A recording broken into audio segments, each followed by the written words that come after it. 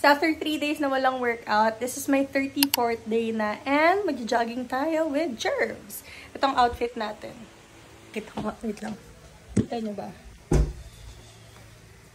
This is my outfit. Jervs, wala lang. May mancha pa, wala na akong pakialam kasi ito ko talaga yung gusto kong outfit for today. Let's go? Let's go!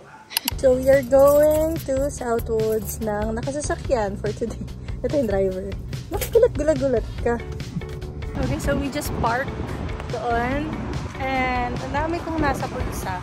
Kasi lahat nilagay sa akin ng Jervs. Umbok na umbok. Ay, dito yung susi. Pakastart ko nga lang pala. And let's go! Stretching first. Si Jervs na una na kasi tatakbo na ako.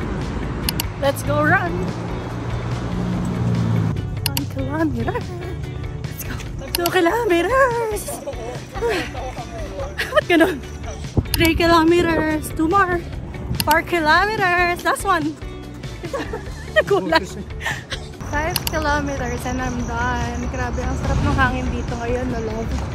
Si Jervs, ang ganda ng katawan, pero ako ang bigat ng katawan ko today. So, yung result, kapag 3 days kang hindi nakapag-workout or hindi nakatakbo.